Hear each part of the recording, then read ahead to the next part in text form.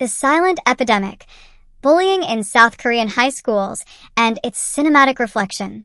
South Korea's education system is often lauded for its academic rigor, but beneath this veneer of excellence lies a darker reality: systemic bullying in schools. While global audiences consume K-dramas and K-pop with fervor, fewer recognize how South Korean cinema confronts the nation's pervasive issue of school violence. Films and series set in high schools frequently depict bullying as a normalized, almost ritualistic practice, mirroring alarming real-world statistics. For instance, over 30% of South Korean students report experiencing violence at school, with bullying cases ranging from verbal abuse to physical assault and even sexual violence.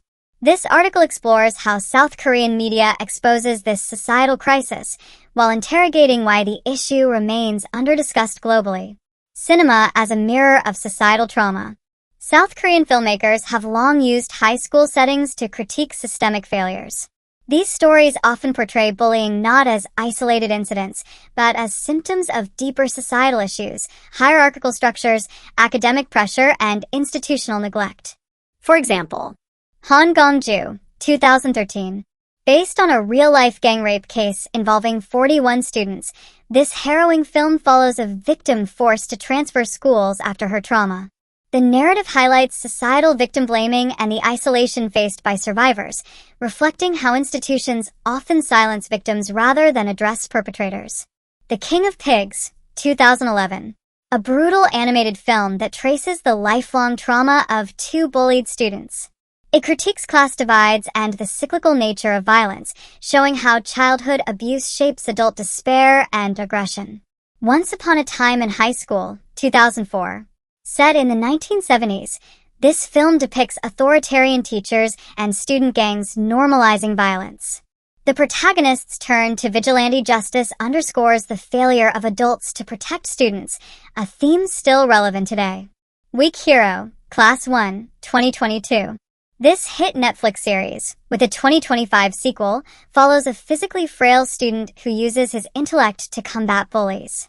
It critiques the education system's complicity, as teachers turn a blind eye to violence to maintain reputations. Why does bullying persist? The prevalence of bullying in South Korea is tied to cultural and structural factors. Hierarchy and conformity. Age-based and social hierarchies, e.g., sunbi-hubby relationships, often enable senior students to abuse juniors with impunity. Academic pressure. Schools prioritize academic success over student well-being, leading administrators to downplay bullying to avoid scandals. Stigma and silence. Victims rarely report abuse due to fear of retaliation or societal shame, perpetuating a cycle of silence. Despite these challenges, films like Han Gong-ju and Weak Hero have sparked national conversations. However, systemic change remains slow. A 2016 government report revealed over 320,000 bullying cases in Japanese schools, a figure South Korea mirrors closely. Yet punitive measures are often lenient, focusing on reconciliation over accountability. Global indifference and cultural export paradox. While South Korean pop culture dominates globally, its critiques of bullying rarely penetrate international discourse. This dissonance stems from commercialization of K-culture. Export-oriented media often prioritizes romance or thrillers over socially critical narratives. Cultural misinterpretation.